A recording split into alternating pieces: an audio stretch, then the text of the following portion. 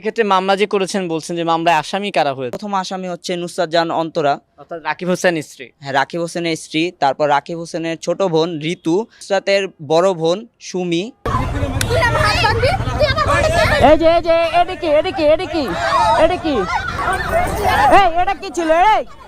তো এটা ছিল হচ্ছে বস্তিদের বস্তি মার্কা কাজ কাম। So hey guys, welcome back. তো গত 2 দিন ধরে সোশ্যাল মিডিয়াতে যে কি চলতেছে ওটা তো তোমরা জানোই। গাইস, যখন থেকে আমি রোস্টিং ভিডিওতে গালিগালাজ শুরু করছি, আমি আসলে ভাবতাম যে মেবি আমি সবথেকে খারাপ কন্টেন্ট ক্রিয়েটর বা জঘন্য কন্টেন্ট ক্রিয়েটর। তবে আমার গালিগালাজ শুনে অনেক মানুষ বস্তি কমেন্ট করতে, বাট আমি জানতাম যে আমি কি। কারণ গাইস, মেইন কথা হচ্ছে যে গালি আসলে সবাই জানে, সবাই দেয় না, আমি দেই। বাট এই যে রাস্তার মধ্যে সব কন্টেন্ট ক্রিয়েটরদের মারামারি দেখার পরে বুঝলাম যে আমি ওদের থেকে খুবই ভালো আছি। গাইস, সত্যি কথা বলতে এগুলাই হইতাছে আসল বস্তি। এখন তোমরা বস্তি বলতে কি জানো আমি জানি না। বস্তির মধ্যে থাকলে যে একটা মানুষকে বস্তি বলতে হবে এটা কোনো কথা নাই। এমনও আছে যে বস্তিতে অনেক কোয়ালিটিফুল মানুষ থাকে। এখন কোয়ালিটিফুল বলতে যে জামা কাপড় উন্নত হবে তা কিন্তু না। একজনের চিন্তা ভাবনা, মাইন্ড যদি কোয়ালিটিফুল হয় তাহলে সেই মানুষটা কোয়ালিটিফুল। এখন এই যে রাকিবের টিম, ওদের জামা কাপড়ের কোয়ালিটি অনেক হাই, বাট জামা কাপড়ের কোয়ালিটি হাই হলে কি হবে? বস্তির মতো কাজ কাম তো কইরাই ফেলছে, তাই না? এগুলারই বলে আসল বস্তি।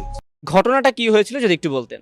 সেখানে ঘটনা হয়েছিল, আমি আর ও মেনলি হচ্ছে একটা বিজনেসের কাজে গিয়েছিলাম। ওইখানে গিয়ে আমরা অনেকক্ষণ যাবত ওয়েট করতেছিলাম। তারপরে হচ্ছে যে ওনারা হঠাৎ করে কোথা থেকে জানি আসলো। আমি কারা কারা এসেছে? আসছিল হচ্ছে অন্তরার ফ্যামিলির সবাই। অন্তরা ছিল না, অন্তরা মেবি রাকিবের বাসায় ছিল, এর কারণে ও আসেনি। ওরা আইসা বলতেছে যে মিথিলার সাথে কথা বলবে সাইডে একা। ওকে গাইস, তারা বিজনেস প্ল্যান করার জন্য একটা রেস্টুরেন্টে গেছে, ঠিক আছে? সেখানে যাওয়ার পর অন্তরার ফ্যামিলি আসছে, রাকিবের ফ্যামিলি মেম্বার আসছে। তারপরে গ্যাদারিং হওয়ার কারণে নাকি রেস্টুরেন্টের ম্যানেজার তাদেরকে বের করে দিছে। তারপরে দেখলাম যে আয়শা মিথিলা মাইর খেলো আর ইয়াসিন ভিডিও করলো। এখন কথা হইতাছে ইয়াসিন ভিডিও করলো, এটা সময় টিভি করতে পারে, অবশ্যই এটা ইয়াসিন দিছে। মানে ওদেরকে পিডাইতাছে, ওইটার ভিডিও ওরা নিজেরাই করতেছে, আবার সময় টিভির কাছে ওরা নিজেরাই ভিডিও দিতেছে। এখন গাইস, সবথেকে বড় একটা কথা হচ্ছে যে তালি কখনো এক হাতে বাজে না। এই যে ওদের নিজেদের প্রাইভেসি নিয়ে ওরা এত ঝামেলা করতেছে, ওদের প্রাইভেসি নষ্ট করতেছে, দেন রাস্তাঘাটে মারামারি করতেছে। এখানে শুধু এক পক্ষের না, দুই পক্ষেরই দোষ আছে। ওনাকে তো ওনারা পাচ্ছে না খুঁজে, ওনারা কল দিচ্ছে প্রতিনিয়ত, কিন্তু ও রিসিভ পাচ্ছে না। রাকিব পলাতক। হ্যাঁ রাকিব পলাতক। মানে গাইস, ভাবা যায় বাংলাদেশের এত বড় একটা কন্টেন্ট ক্রিয়েটর, বাংলাদেশের সবথেকে বড় কন্টেন্ট ক্রিয়েটর, ব্লগার, যার কিনা এত ফ্যান্স আছে, যেসব ফ্যান গুলা মনে করো যে মানুষের কমেন্ট বক্সে যায় লাফায়, সেই এত বড় কন্টেন্ট ক্রিয়েটর 2 দিন পর পরে আকাম করে মনে করো পুলিশের ভয় পলাতক থাকে। বাংলাদেশে তো আরো কত কন্টেন্ট ক্রিয়েটর।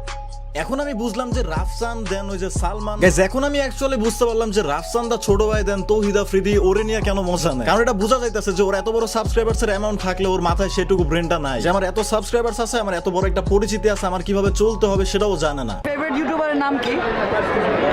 রাকিব হোসেন। আসবে না, মানুষজন বানাবে। এই নাও meme. Hi myself Rakib Hossain. ভিডিওটা স্পন্সর করেছে 1x। তোমরা তো 1x এর নাম শুনেছো। 1x হচ্ছে নাম্বার 1 ট্রাস্টেড। এখানে ক্রিকেট ফুটবলের যে কোনো ম্যাচে বাজি ধরা যায়। আর যদি ক্রিকেটে ভালো জ্ঞান থাকে তাহলে তুমি প্রতিদিন টাকা আর্ন করতে পারবা। এছাড়া যারা ফুটবল প্রেমী আছো তারা চাইলে ফুটবল ম্যাচ থেকেও আর্ন করতে পারবা। এছাড়া আরো আছে ক্যাসিনো, পোকার হতে সব ধরনের গেম। আর সিপিএল এ বেট করে 20% গ্যারান্টেড ক্যাশব্যাক পেয়ে যাবে। এছাড়া তোমরা ফার্স্ট ডিপোজিটে 200% বোনাস পেয়ে যাবে এবং সাথে আছে আইফোন 14 প্রো ম্যাক্স জেতার সুযোগ। তাই দেরি না করে 1x এখনই ডাউনলোড করো আর 200% ডিপোজিট বোনাস পেয়ে যাও আমার প্রোমো কোড ইউজ করে। ডেসক্রিপশন এন্ড পিন কমেন্টে তোমরা ডাউনলোড লিংক পেয়ে যাও। টিমে হয়ে একসাথে কাজ করেছিলেন, আসলে আপনাদের দ্বন্দ্বটা কোথায়? কিসের কারণে আপনাদের এই বই? মূলত সবকিছুর দোষ আমি একজনকে দিলে হয় না, সবাই মিলে। এই কথার জন্য আমি বলতাছিলাম যে তালি কখনো এক হাতে বাজে না। এদের নিজেদের প্রাইভেসি বলো অথবা নিজেদের সেলফ রেসপেক্ট বলো, এরা নিজেরাই নষ্ট করছে। সো গাইস, তোমরা মেবি জানো যে 1 মাস আগে এরা কিন্তু অনলাইনে ঝামেলা করতেছিল। সেখানে হচ্ছে যে এই অন্তরা মেয়েটা আসার পর থেকে আমাদের মধ্যে অনেক ঝামেলা সৃষ্টি হয়।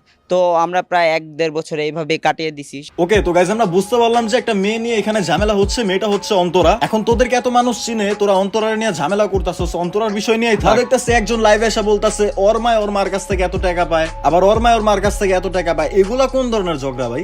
যে তাদের থেকে আমার আম্মু টাকা পায়, হ্যাঁ যেই টাকাটা পায় সেখান থেকে সে মাইনাস করবে। তখনকার 8 লাখ টাকা তাকে তার মাকে দেওয়া হয়েছিল তাদের বাড়ির জন্য। হ্যাঁ, সেই টাকাটা তারা এখন পর্যন্ত আটকে রাখছে, টাকাগুলো দিতে মানে তারা অস্বীকার জানায়। মানে কার মায় কার থেকে কয় টাকা পায় এটি নিয়ে ভাই কোনো অনলাইনে কন্ট্রোভার্সি হয়? মানে গাইস, জিনিসটা দেখো, ওরা ঝগড়া করতেছে একটা মেয়ে নিয়ে। মেয়েটা হচ্ছে অন্তরার কারণে এত ঝামেলা হইতাছে। এখন এদেরকে এত মানুষ চিনে, তারপর এরা এমন লেভেলের বুকাচোদা, কার মায় কার কাছ থেকে টাকা পায় এগুলো তাদের কন্ট্রোভার্সির মধ্যে আনতাছে। মানে পার্সোনাল লাইফ আর পাবলিক লাইফ যে আলাদা, এগুলো আর বুঝে না। সাবস্ক্রাইবার ঠিকই আছে, কিন্তু এগুলো হইতাছে প্রকৃত মূর্খ। মানে ঝগড়া হওয়ার পর একজন বলতাছে তার মায় তার কাছ থেকে এত টাকা পায়, আবার আরেকজনের পোলাপান নিয়ে মারতে যায়। তো গাইস, তোমরা যদি কেউ অনলাইনে কখনো বস্তি না দেখে থাকো তাহলে এই যে এদেরকে দেখে নাও, কারণ পরবর্তীতে হয়তো এদেরকে দেখার সুযোগ নাও পেতে পারো। তো দেখা হচ্ছে নেক্সট ভিডিওতে। Bye bye.